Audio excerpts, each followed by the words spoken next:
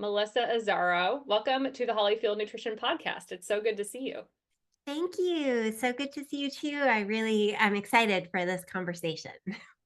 Yeah, I have been wanting to cover the topic of like perimenopause and even, postmenopause nutrition, athletics for a while. And you are the perfect person to have on to help me do that. I mean, you are the hormone dietitian on social media. And I know you've talked about your personal journey with this too, on your pages as well. And as a lifelong athlete, it's perfect. So thank you so much for wanting to come cover this. Yeah, there's a lot of misinformation out there too. So, we're all guilty of reading something online and not really doing the digging into the research to see whether it's true or not. So I'm happy to bust lots of myths here. Yeah, absolutely. And for those listening, Melissa and I went to undergrad together and we're in our dietetic internship together at the University of New Hampshire. So we have some history. We were the two people from like the tri-state area in the New Hampshire internship who were like talking about bagels and running and having a sarcastic sense of humor. So you're in good company. Yes, thank you. First, if you could tell everyone else who you are, what you do, and where you're located, that would be great. Yeah, so as Holly mentioned, I'm the hormone dietitian. We graduated at the same time.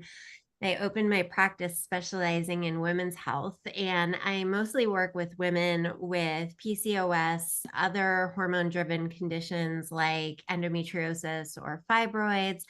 And as I've kind of aged into it myself, more of a focus on perimenopause and menopause. I work virtually with clients and I have online courses, and I'm located in Keene, New Hampshire. So, southwestern New Hampshire, which is a lovely area for running, especially in the fall. It's peak running season here right now. Yeah, oh my gosh, Keene like flexes so hard in the fall. That's where people go to like look at the foliage. Mhm. Yeah. Yeah, and what made you want to become like a women's health dietitian and work in that niche specifically? Yeah, so I'm a second career dietitian. So I was in New York City for 20 years working in advertising. So I was a pharmaceutical copywriter, working, medical.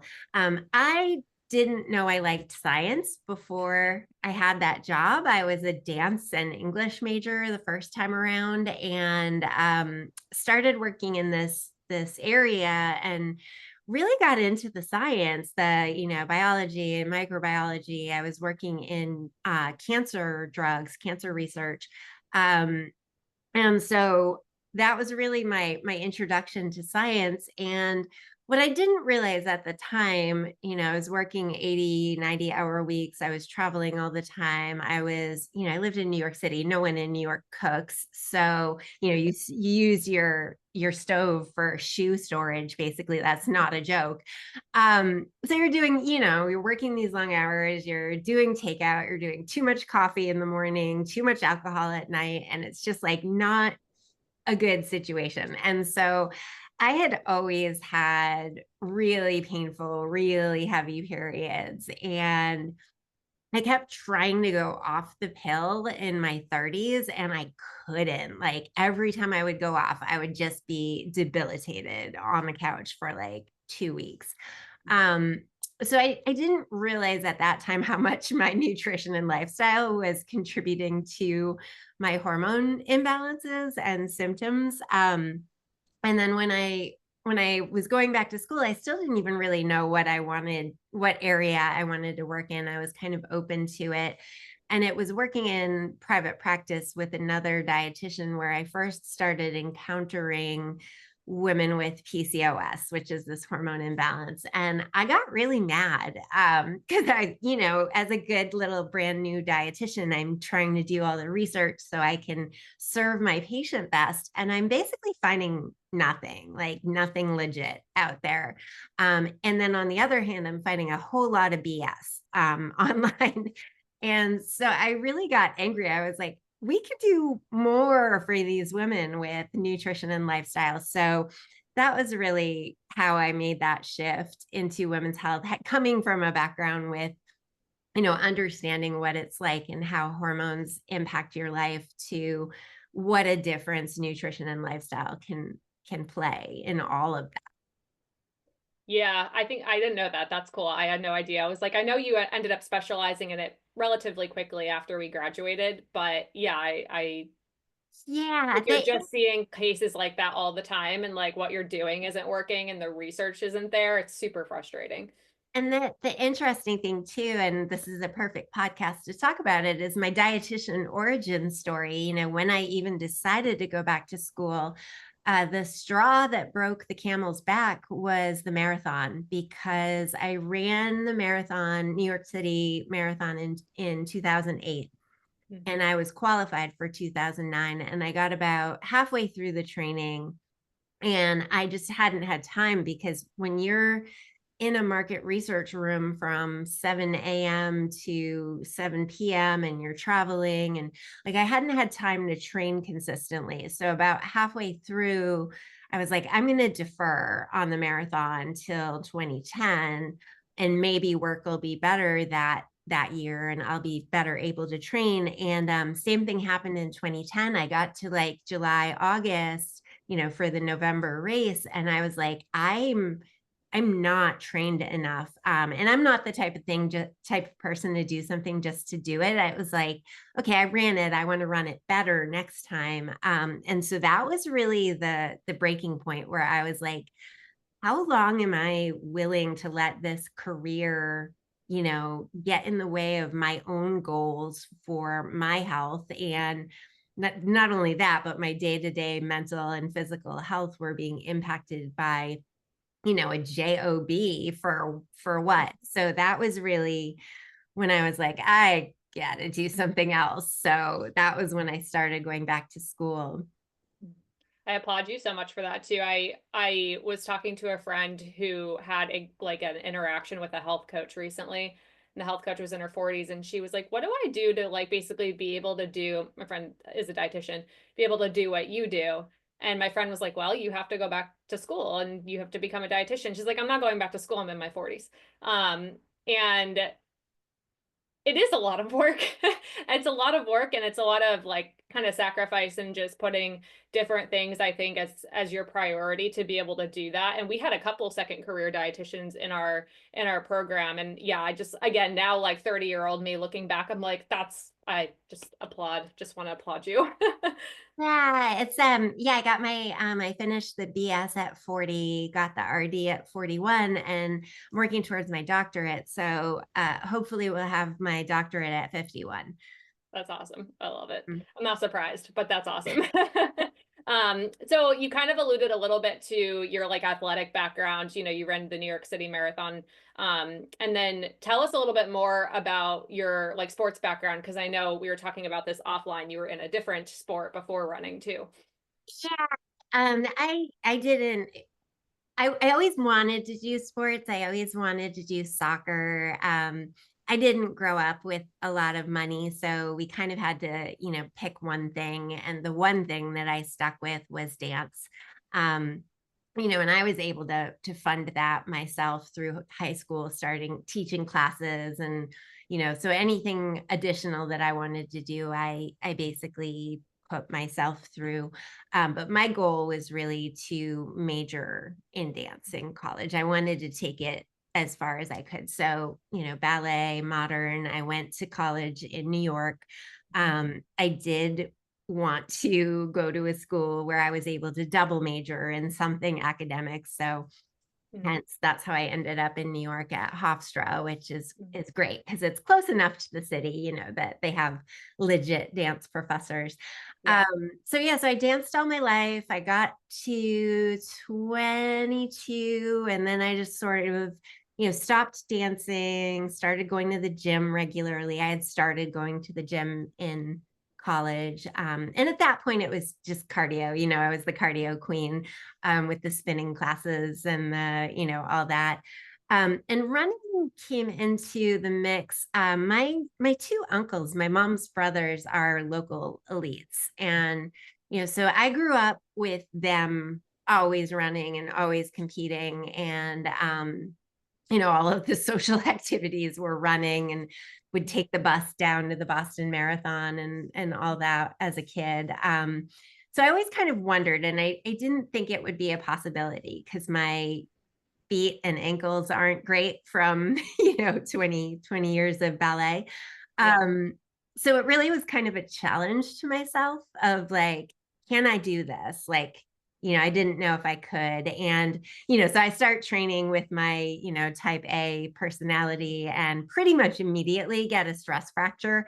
So that was off the table. And then I, had to learn how to qualify for the marathon and do that. So building up running community in New York City. I used to train with the Nike group there. They had a really great marathon program. That store's not there anymore, which is sad because it was such a great program. And I met a lot of great people that way.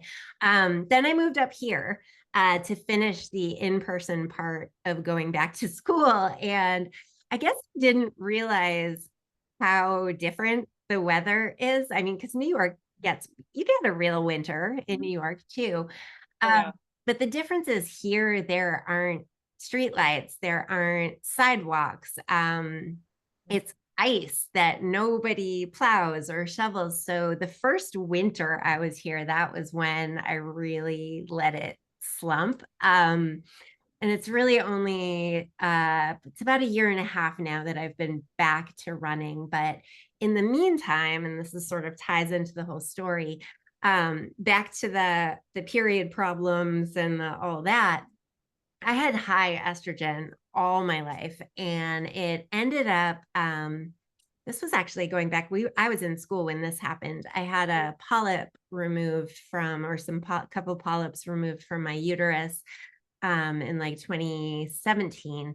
And the pathology came back like questionable. It went to Maine, it went to Johns Hopkins. They all were like, we can't say for sure it's not cancer. So the second that that's there, they start pushing you for a hysterectomy. They're like, you are going to want to, do this immediately. And I was like, how about we not take out an organ that's functioning well at this point? Like, I wasn't having any problems. And actually, with all the work I had been doing and learning, like, my periods were so good at that point. They really weren't interfering with my life. And Of course. so I waited for a really long time, but it took me a while to find doctors who were willing to work with me, and do in-office biopsies every 6 months to make sure there were no new growths. And I found a couple doctors who I was working with. And at one point, my doctor, I love her. She's like totally hippie, crunchy GYN. I think she lives in Vermont, but she's up at Dartmouth Hitchcock, and she's amazing. And she looked at me and she's like, listen, we can keep doing this as long as you want, but you're going to get tired of this. Because I would have to, drive up there every time for the procedure. I couldn't even take a CBD gummy or anything because I had to drive, do all this driving. So, and just having that like hanging over me, the like, well, when is this going to turn into cancer? Like, is it this year? Is it next year? And so I wanted to have more control over it. And so I was like, at that point, I was like farther into perimenopause. I was like, I've seen what I needed to see, like, take it all, take it all. So that was October of 22. So I'm just about 2 years, or the surgery was December of 22. So I'm just about 2 years since radical hysterectomy. And because of the spaces I am in online, I follow a lot of pelvic health, pelvic floor physical therapists. And, nobody told me any of this when I had my surgery. Nobody told me to increase my protein. And, nobody told me work with a pelvic floor physical therapist. And I was like, I know this is what I need to be doing. So I started working with one before my surgery to start working on pelvic mobility and, leg strength. I've always had. That's something that's like, we didn't have to worry about that. And then as soon as I was ready, I mean, within a week after surgery, we started working on rebuilding me back up and She actually comes from my physical therapist comes from a fitness perspective. So she's a, doctor of physical therapy, but she's also very fit and lifts weights. And so that was really the beginning of me learning how to lift weights and making that commitment to myself that this is what I'm doing moving forward. And it's just been, amazing what it's so little. Like I feel it's still just completely mind boggles me that it's like 30 to 40 minutes, three times a week, and it is life changing. Mhm. Thank you for sharing all of that. Yeah, I think like you said, it's simple interventions, but no one tells you about them. You have to kind of go figure it out or look. I think in the operating room, especially, they're like, did our job. Like, good Yeah, luck. good You're luck. fine. You don't have cancer. Which is great, but you're like, okay, but I have to live the rest of my life now. So how do I do that in a way that is like good? So yeah, I love that you mentioned those resources. I mean, in terms of like looking at some definitions, because I think sharing your journey, it sounds like you were like premenopause and then like perimenopause for a little bit and then, medically induced postmenopause. Can you just like define what those different kind of phases are for people listening? Yeah, so menopause is one day. It's one day a year after your last period. So you don't know that you're there. I work with a lot of women who are in that gray area where it's like it's been 11 months and then she decides to show up again, and it's like, Start the again, clock. start the clock again. Yeah. Um, and so the period leading up to that is perimenopause, and that can last up to 10, 12 years. There are different stages of perimenopause. So, mid 30s is not unheard of to start experiencing some of these things. Typically, what happens is your cycles will get shorter. So, like if you are always 27, 28 days, you might start seeing some 25, 26-day cycles. And they tend to get heavier. It's almost like puberty in reverse. So, if you remember, like when you were 12, 13, and you would, soak through your sheets and like get up and soak through your pants, it's that kind of like what you haven't seen in decades starts to come back. Um, might start getting, progesterone is the first hormone to start tanking as our egg quality starts to decline. Um, progesterone is pro-gest, so pro-birth. So it basically conditions the uterus to accept a embryo. Um, it slows muscle contractions. It's very calming. So, if you notice the week before your period, you're a little sleepier, you're a little more tired, but it's the calming hormone, really. So, as our egg quality starts to decline and our egg numbers start to decline, they may not be able to make enough progesterone to last that full 2-week period that it should. So what happens is then you start to notice differences in your sleep. You're having trouble falling asleep. You're waking up in the middle of the night. You may notice some mood changes, like being extra crabby, and just ragey, menopausal ragey. So that is really kind of the first stage. And then you start to go into the second stage where you start skipping periods, the later stages, you're skipping periods. So, that's when it's like, oh, it's been 60 days since my last cycle. It's been 90 days. And this is when like hot flashes might start coming in, night sweats, fatigue, hair loss, like all of those sort of menopausal symptoms start to come in. And then things can pick back up again. There was a point before my surgery where it was like it had been like 4 or 5 months. And then it was like I got 5 in a row, like 27 days on the nose. I'm like, okay, I guess we're doing this again. This was all during the pandemic too. So I was like, is this pandemic stress? Is it perimenopause? What's going on? I had no idea. So yeah, so that's peri and then menopause, and then everything after that is post-menopause. And then in my case, surgical menopause is when you have your ovaries removed.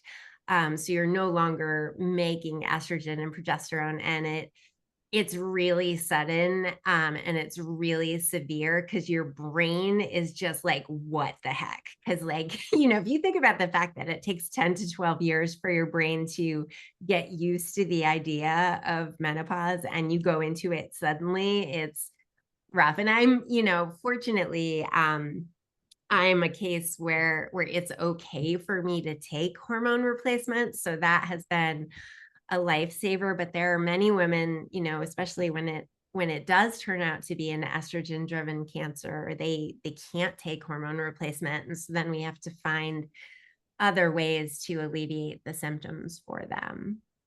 Yeah. Yeah. Thanks for describing those, because I think menopause and perimenopause are all kind of thrown around, and people get confused as to like what stages you're talking about. When I teach about this, I use a graph, and it's like kind of just describing like the hormone cycles and like then how they start to like kind of do this over Yeah, time, that like would predictably unpredictable. And then just to compare, because I think it's fun for biological men, it's like testosterone is just like a nice slow steady decline. There's no roller coaster, it's just like cruising down a hill. Yeah, so it's definitely, it can feel a bit dramatic for sure. Yeah, the just so people, if they wanted to look it up, the stages I was referring to, it's called the straw stages, STRAW. So you can look that up and kind of see where you are for funsies. Yeah, where are we? Yeah, I think the medically and surgically induced menopause is interesting too, because I think I've worked with a couple people who like have had to take like tamoxifen, and are post cancer patients and have been put through menopause because of those treatments and whatnot too, and then maybe surgically, and it does kind of change what some of your options are sometimes to kind of deal with the symptoms. So I'm glad you talked about that, because I want to dive into that for sure. To kind of you discussed a lot of the symptoms, which are so pleasant. You know, I think the one that I know I hear about the most often, especially working with female athletes who have been maybe training a specific way for a really long time. They're used to seeing times on the clock, they're used to seeing certain performances, but they're also used to a certain body composition. Um, Hmm. and I think some people that I talk to, they're like, maybe like working through the night sweats, they're working through the fatigue, the brain fog. I think a lot of women get good at just living with that and not realizing anything has changed and just accepting that that's their normal. Maybe they're like, oh, I'm plateauing a little bit, I'm a little slow. But what typically gets them to reach out for help, I have found, is when they start putting on body fat. They're like, whoa, this is not it. So that tends to be one of the biggest factors that I hear about. I'm sure you do as well. Talking to like runners and endurance athletes, how do you go about approaching this? And how did you go about approaching it too? I'm sure you have personal experience. Yeah. So, and I'm sure you hear this too. The refrain that I hear most is, I'm doing all the things that I've always done and they're not working anymore. I'm doing the same exercise. I'm eating the same. Or You I'm doing need it to harder. throw away everything that worked for you before, because this is the new reality. Essentially, and this goes for men too. We start losing muscle mass over age 30 if we don't pay attention to it, right? So muscle, to put on muscle, we have to be eating in a calorie surplus, we have to be eating protein and with those branched chain amino acids like leucine. For hypertrophy, we have to be lifting, and we have to be lifting heavy. And most women aren't doing that. I mean, I wasn't. It was always that thing where it's like, oh, I know I have to, but I'm not. I just couldn't like get in a routine with it until I got into a routine with it. And then it was like, I'm not willing to give up these results, because what happens, your body composition shifts so that you may weigh the same that you weighed in college, but you're going to have a lower percentage of muscle and a higher percentage of fat. And especially for people who are running without doing additional weights. You're just constantly doing the cardio. I think another thing that I see, unfortunately too often, and thank goodness there's people like you who help people with this, women are chronically underfed. They're not eating enough to support their workout habits. So yeah, so I started lifting weights. After about 6 months of that, I was feeling so good. I was like, hey, can we start like getting me back on the road? Like, I'd love to see if I can start running again. So started just working on things to like, jumping and bouncing and getting, making sure my pelvic floor could support running. Right. And yeah, I've lost I'm thinking like 52 pounds since Mhm. going into menopause. And really the biggest change is the lifting weights and really hitting protein hard, like hard. And especially after surgery recovery, I was really aiming for high numbers with the wound healing and all that. But I still eat a pretty high amount of protein for most people. So yeah, I think the distribution of body fat also shifts. That's fun because like while I now weigh the same I did in my early 30s, it's located in different places on my body. There's more of that bra strap stuff than I ever had before, less of the butt. Um, so working those big muscles with weights, the heavy squats and deadlifts and all of that, is going to build more muscle because muscle is your metabolism. It's what allows you to, people never believe me when I say I eat like 2000 plus calories a day. And it's like, but that's what my workouts, so I eat to support my workouts because they make me feel better. It's like a whole different mentality than the I work out so I can lose weight and afford to eat kind of thing. It's a whole, like, it's such a mindset shift. It really is. And I think like you said, the biggest patterns that I tend to see in pre-menopausal women who are having periods and cycling and everything is they're not eating enough. A lot of them aren't eating enough protein, but like you're a bit more flexible. You can kind of get away with that for a little bit longer when, you're cycling and whatnot. They're same thing. Like they're like, I know I'm supposed to strength train, but I'm not that consistent with it. Or I am consistent with it, but I haven't like changed anything that I'm doing in a while. Yeah, I mean, that can really set us up to have a tougher time going through this transition. And you do kind of have to throw out that mindset because what I see is people they just try to do those things harder. They're like, Yeah. I'll just do more mileage and I'll eat less. And it's like, oh, that's not gonna work.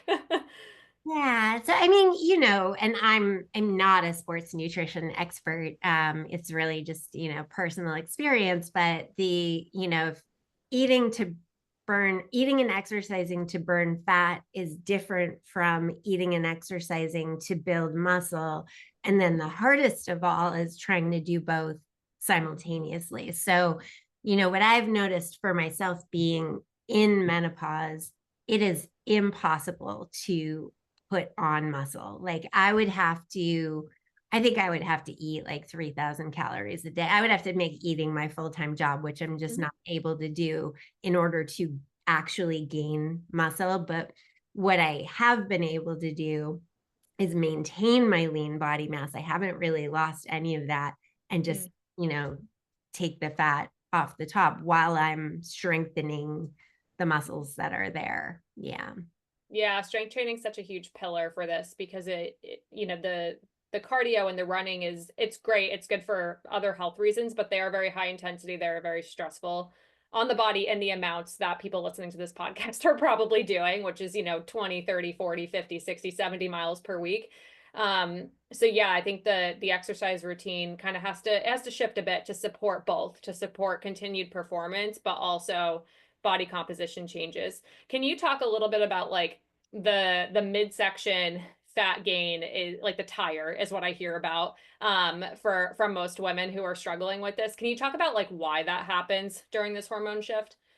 Yeah, it's I mean there's so many potential reasons as estrogen drops, insulin resistance tends to creep in. We tend to get more insulin resistant in menopause, which is why for menopausal women the risks for things like heart disease and diabetes are equivalent to men at that point. Where prior to that estrogen is protecting us from all of those things. So there's that. There's the decrease in testosterone and DHEA that happens with age as well. Those are anabolic strength hormones. So, sometimes, and I'm almost there with my doctor. We've been talking about whether we want to add that on to replacement because I've finally just dipped below normal. Kind of enjoying the clear skin part of low testosterone at the moment, but replacing that would make it easier to gain muscle for sure.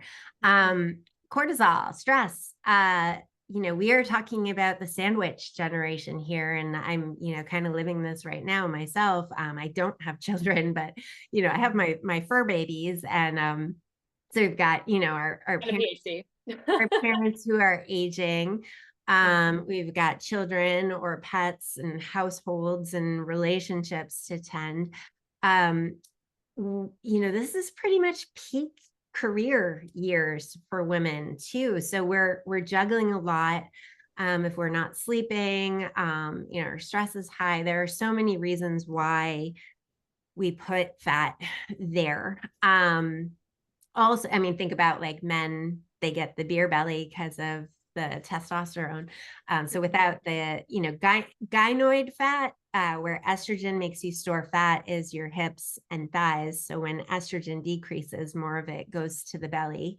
There's a lot of reasons. I'm sure you've talked about here that you can't spot reduce fat. So you can't, despite all those videos on social media about do this one exercise and get a snatched waist, it doesn't really work that way. You have to lose fat overall, and you don't really get a say where it comes from. Yeah. If we did, then we would be very rich if we had that Like, solution. please take some from here and add it to here. That Yeah. would be great. That is Yeah. called plastic surgery, which Yes, you can do. That is exactly. an option, but it is not a magic pill. Exactly. Yeah. Exactly. You talked about protein. I know obviously I want to focus on some of the nutrition interventions that, we recommend for women going through this transition, especially athletic women whose calorie needs tend to be a lot higher than the average Joe. Um, what specifically do you recommend women focus on? I know protein being one of those things, and how much, what mindset is helpful, I guess, to go into those changes.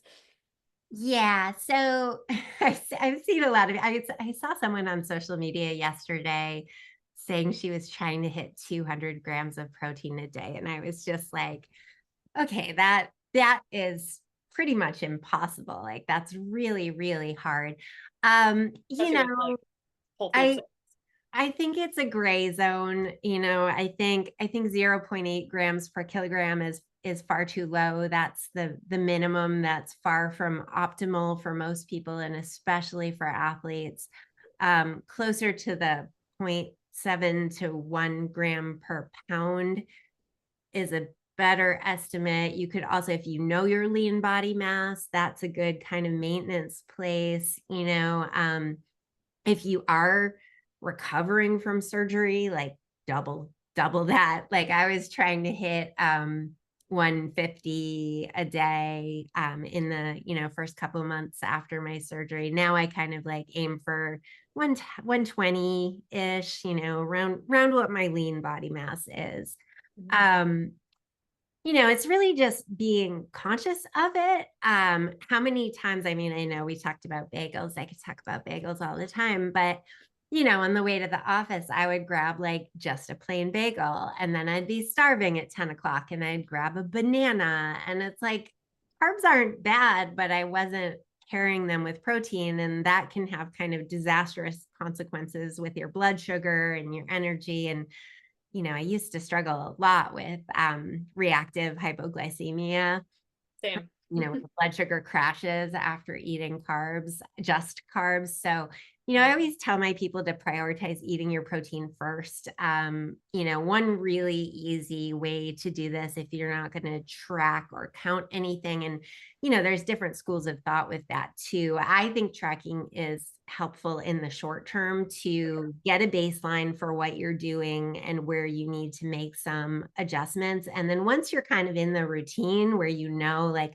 okay, if I do collagen in my coffee with soy milk and then 2 eggs and, a veggie sausage patty, then like I'm around 30 for breakfast.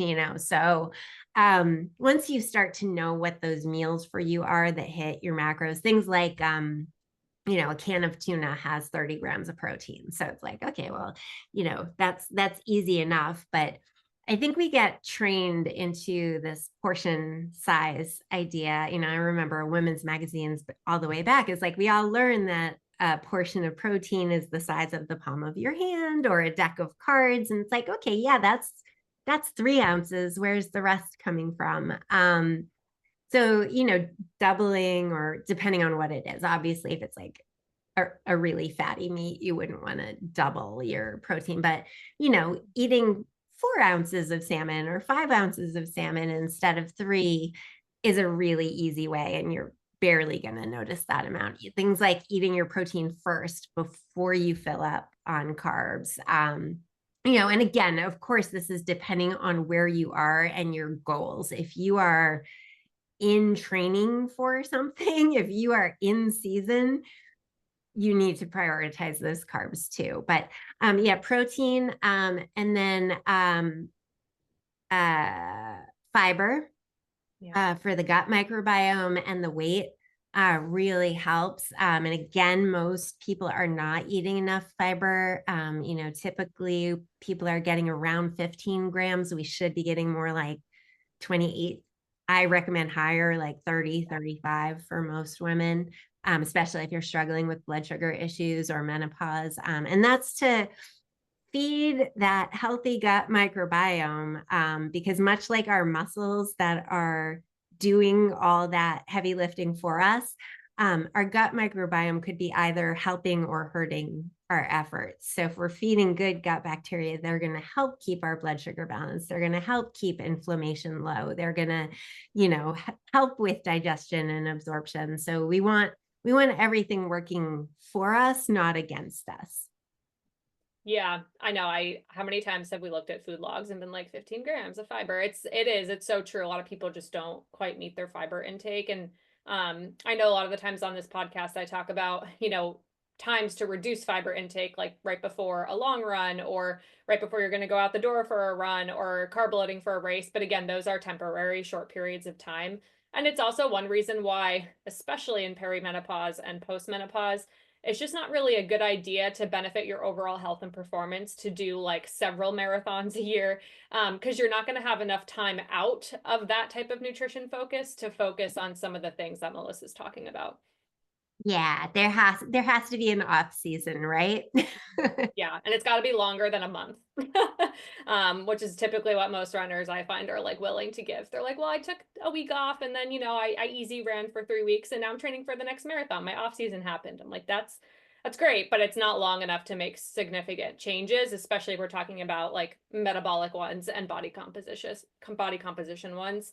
One, Um, one thing that I like about structured training for a race that I think can carry through in your off season and really should, and I think people don't think enough about this, is if you're using a structured program to train for a race, you've got a mix of all the different types of cardio in there. You're doing, speed or intervals, you're doing tempo, you're doing long endurance runs.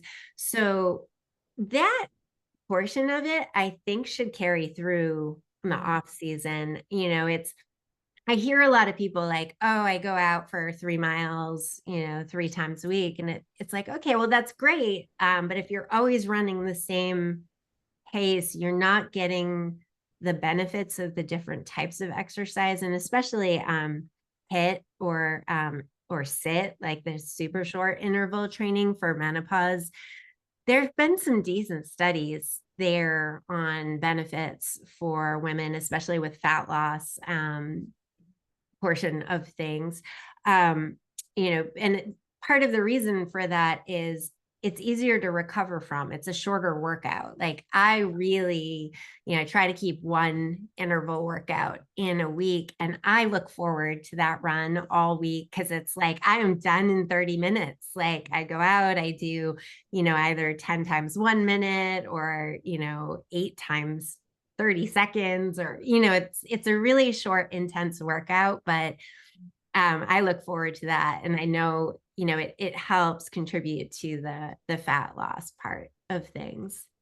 Absolutely. And I think a lot of people listening who are like maybe half and full marathoners who have been doing a lot of those distances and that type of training, and it's like longer work at a lower intensity for a really long period of time, it can be like scary or just not your favorite thing to like try and do shorter, really higher burst interval things like that. But if you've never stressed your body in that way before, you're really missing out on the benefits. And without, hormones present all the time, like estrogen and progesterone, doing that type of work along with, strength training is similar. It kind of helps give your body what those hormones used to help give your body now that they're not there. It can have obviously body composition benefits, but also the metabolic ones, like you were talking about, insulin resistance and that type of thing too. Yeah, we talk a lot about inflammation in my folks who are very athletic or exercising a lot because that rest and recovery portion really can't be underestimated. And I always tell people if you're gonna train like an athlete, you have to fuel like an athlete and recover like an athlete. So, and that's really whatever works for you, but increasing antioxidants, getting enough sleep. I try during the summer, I try to do like the 1 minute cold shower at the end. Like that's as much as I can handle. I used to do ice Same. baths when I was marathon training, but try to get a little bit of cool. In the winter, I switch over to the sauna. I try to get in the sauna once or twice a week just to help. Because yeah, that it's part of that oxidative stress. If your body can't keep up with the level of damage, and especially if you're training for a marathon or an ultra or triathlon or you're training hard a lot, you have to really work on lowering that inflammation. Yeah. Yeah. And all those things are ways to incorporate, yeah, anti-inflammatory practices, rest and recovery practices, and then obviously eating enough, especially protein and then carbohydrates too, for this population. Super important. I think if you're listening and you're like, okay, protein, got it. A lot of the people that I've talked to and just done like assessments on, they're not eating enough in general. So we kind of need to bring everything up, protein being one of the macronutrients that provides calories, but a lot of the times carbohydrates are another one too, especially right now where carbs I think are getting a bad rap. It used to be more fat. That was like the thing we needed to bring up, but I'm not seeing that as much anymore. Can you talk about fasting and keto and low carb and all of the other things that are on the internet for perimenopause, especially again in the context of athletic population? Please don't. I Let's beg do of you. Please it. don't. Yeah, so that was one of the myths that I had been sort of subject to before I went through it myself is, I've always recommended strongly against fasting during the reproductive years because of the negative impact on hormones and cycles. Um, I did kind of have a little bit of holdover. Okay, well, maybe during menopause, like maybe that's a tactic you can try during menopause. Um, but the list is still the same of people who it's not good for. It's not good for athletes. It's not good for people who are at ideal body weight or below. It's not good for people who have any hormone imbalances, including thyroid. It's not good if you're not getting enough sleep or if you have a high stress lifestyle. So basically, that just wiped out the entire Everyone. female population, right? Um, so yeah, and I'm sure you've talked about it before that working out fasted is really just hurting yourself. Like it's really just ensuring that your workout's not as good as it could have been if you had properly fueled, and that you're not going to get the benefits from that workout. And you're potentially not going to go as long or as hard as you would have been able to if you had eaten before your workout. So that keto, same thing. You go too low carb, your adrenals are stressed. So I talk about adrenals like they're two grandmas. So Betty and Ethel, right? Um, what do grandmas like? They like routine meals. They like early dinner. They like early bedtime. They like a little sweet treat every once in a while. Like, they like to be reassured that everything's nice and safe and fine. So if you take carbs away, that makes your adrenals angry and they will start shooting out stress hormones, which is going to add stress to your body and compound all of this stuff that you're going through. So yeah, and especially, with athletes, and I work mostly with women with PCOS, and there's a very strong narrative to cut carbs, cut Yeah. carbs. I've worked with people with PCOS who are Olympic athletes, who are triathletes, and it's like, no, sports nutrition actually trumps PCOS nutrition because you have to be able to do the things that you want to be able to do, and that's what carbs are. I've had a lot of fun playing with carbs, before my workouts just to make sure. And it's been really fun. It's like, oh, I'm eating big Newtons again and like juice. Like I'm having some juice, like things that I haven't had in like my entire adult life. Cause it's like, no, your body needs this. Like you need the, especially the sugar and the electrolytes. I'm sure you talk about that too. It's like you need the sugar so that the electrolytes actually get into your cells. So buy the ones with the sugar. So, yeah, I mean, ultimately, I think if you're going to prioritize your workouts, then you need to prioritize your nutrition to be able to do those workouts, Yeah. and then don't worry about the rest. Like, I went to a great talk at IHS in January. It was JJ Virgin gave a metabolism talk. And I think the title was something like, if you want to lose weight, stop trying to lose weight. It's like, stop, you're focusing on focus on the muscles will take care of everything else. I want to get that like tattooed on my forehead. I know. Yeah, it's so true though. I mean, if that worked, people would have lost the weight and kept it off, right? So it's something that even keto, I think what's so frustrating about low carb is you will lose some weight typically initially because you're losing some glycogen stores, you're losing the water that you're retaining to retain those glycogen stores. And that can happen for a couple weeks, even a couple months, but then it does change, at some point. So the long-term research really isn't there, especially for athletes. I can't even imagine being an athlete with a goal of depleting your glycogen stores. Like, that's what prevents you from bonking, right? Like that's what you're feeding with the pasta before the race. Like, yeah, Yeah. need glycogen stores. Like I'm gonna go try to buy a house and apply for that, but I'm gonna really try to mess up my credit score first. See how it Mhm. goes. Yeah, it's just Exactly. they don't make sense, but they're out there. And they get rebranded, I feel like every year. I feel like I'm having like a flashback. I don't know if it was during the pandemic, but you used to share on your stories like the covers of the ridiculous like women's magazines at grocery store checkout lines. They're so Yeah, that was early. What my part-time job when I first became an RD, I was a retail dietitian. So I was in yeah. the grocery stores twice a week. And yeah, actually I just went to Hannaford is one of our local chains here. Yeah. And I was just there the other day and I saw the whole, it's still, it's Still still there.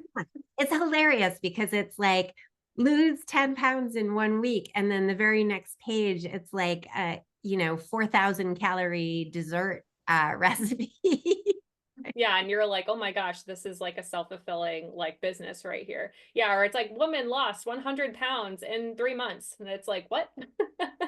Yeah. Yeah, I think too, we should probably bring up GLPs just because Yes. of GLP-1s, just because so many people are on them. And, one of the things that we were first concerned about with so many people being on them is that body composition shift. If you look at the amount of weight lost, there was a large amount of lean body mass lost. And lean body mass is muscle, bone, like it's important things.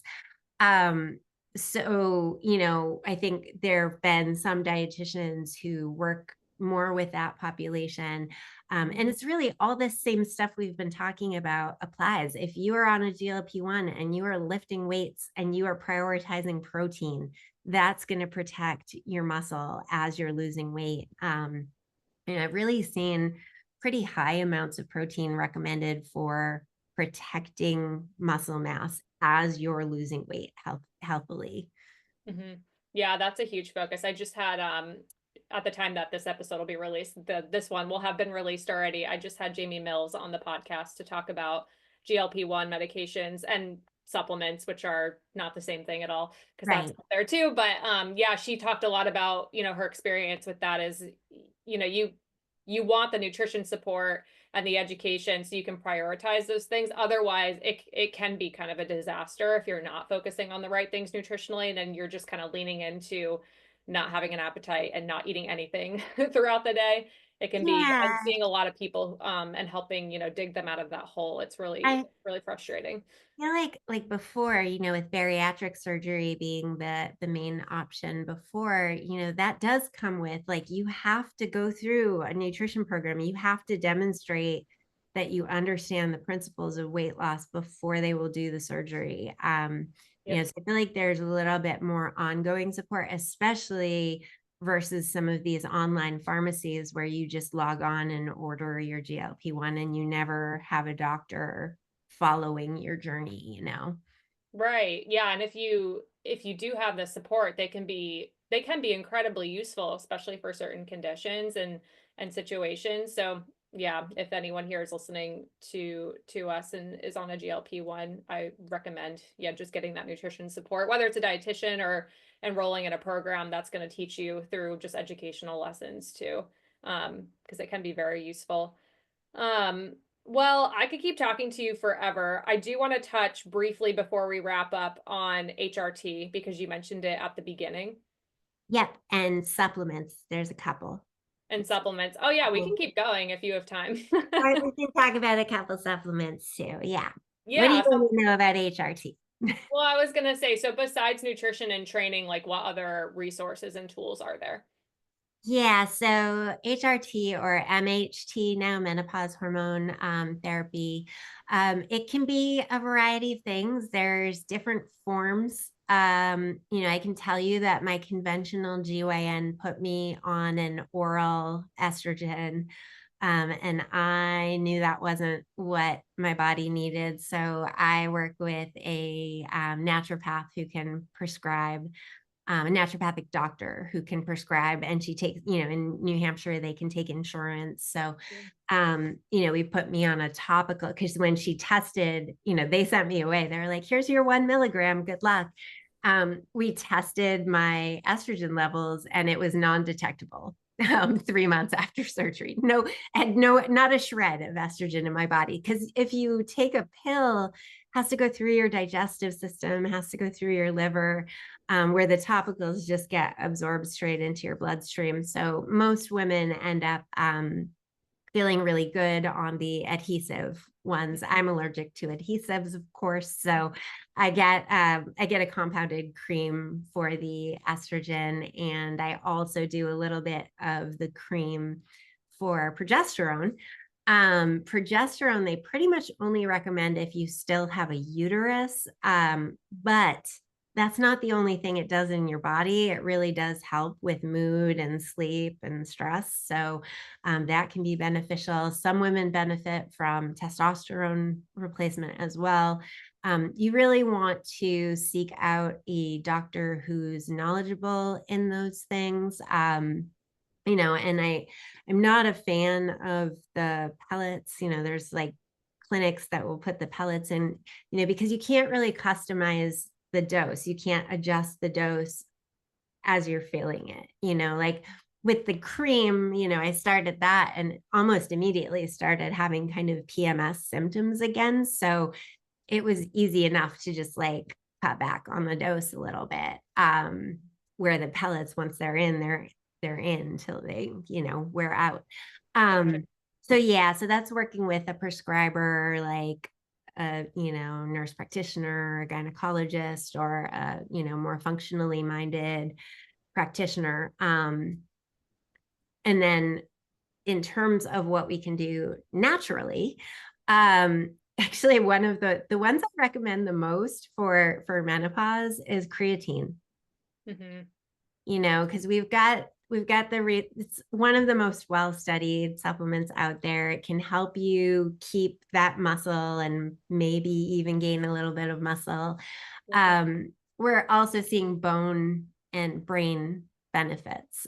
So really, in menopause, your priorities really have to shift to bones, heart, and brain. Those are really, and muscle, of course.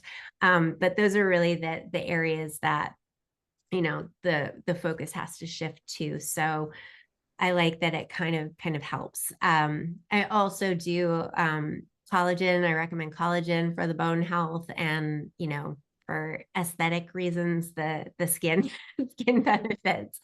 And then other than that, it's the basic, really supplements depend on the person and what their symptoms are. There are a lot of things we can do. Maca, there's a little bit, standardized maca can help with symptoms. Increasing phytoestrogens in your diet, like soy, whole soy. I swapped out my almond milk for soy milk in my coffee in the morning. It's not like a big deal. It's just like, okay, well, this is what I'm buying now instead. Flaxseed, things like that. Um, yeah, it's really, we can kind of approach it from all the angles. Sage is a fun one because sage can help decrease sweating. Oh, Um, cool. I didn't know that. yeah, personally with that, I really struggled with the hot flashes and night sweats. And I have, anecdotally noticed that on days that I run, days that I get a good sweat in, I have fewer night Mm. sweats. It's like, it's Cool. kind of like you got to get it out during the day. So it's not as much of a problem at night. That's so interesting. Yeah, and sage, rid your house of demons, that too. Um, Yeah.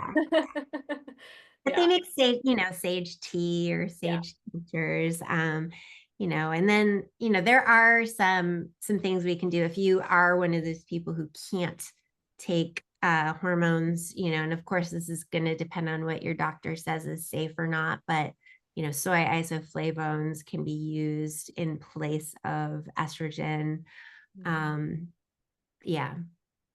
Yeah, there's a lot of things that we can do. Again, like you said, kind of depending on the testing, the situation, and even just like nutritional deficiencies too, like making sure your diet's complete, and if we need to supplement anything additional, that can also sometimes directly affect like if you're having symptoms or not too. Like there's some overlap. Like if you have an iron deficiency because now your periods are super heavy, because you're going through perimenopause, if we kind of help correct that, then maybe you'll be less tired. So those types of things too are important on an individual basis. Yeah, it takes some digging. I know like one of the symptoms I hear the most is the hair loss. Your hair is getting thinner, and it's like there are so many potential upstream root causes of that one, and it's almost never biotin. Like it's Yeah, yeah, it's literally never biotin. I it's have usually like never once or prescribed twice, it's usually more iron or zinc or thyroid. that. Just making sure you've had thorough testing.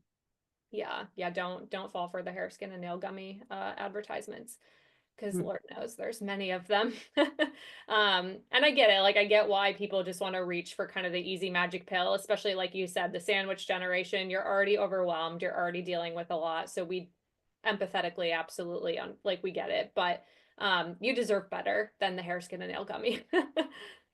Yes, for sure. Those are generally trash. Yeah, yeah.